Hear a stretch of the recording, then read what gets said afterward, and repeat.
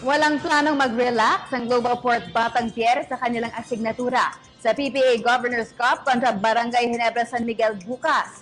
Ito'y kahit pa noong nakaraang linggo lamang ay tinalo nila ang Gene King sa isang tune-up game.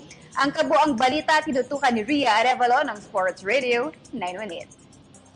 Target ng Global Port Batangier na simulan on a winning note ang kanilang kampanya sa PBA Governors Cup bukas. Makakaharap ng Batangier ang Barangay Ginebra San Miguel, kung saan sasandal ang grupo kina flashy point guards Terence Romeo, Stanley Pringle, import Dominic Sutton, newly acquired shooting guard Carl Dehesa at iba pa.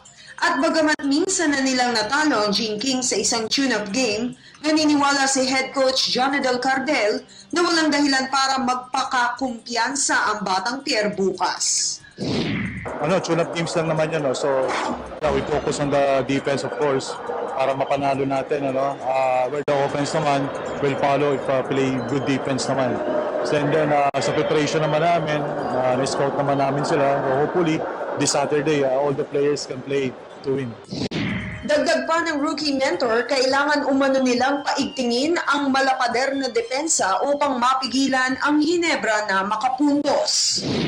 Una yung errors, then second yung rotation namin sa defense, of course, and then yung offense namin will follow naman yan.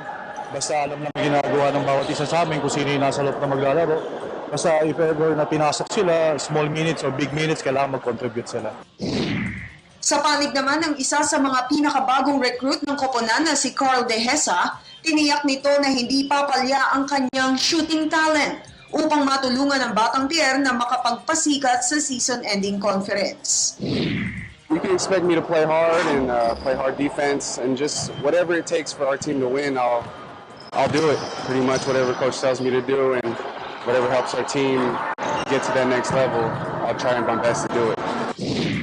Alas 6:45 ng gabi bukas, itinakda ang laban ng Global Port at Ginebra sa Mall of Asia Arena sa Pasay City. Para sa PTV Sports, Ria Arevalo, Sports Radio 918.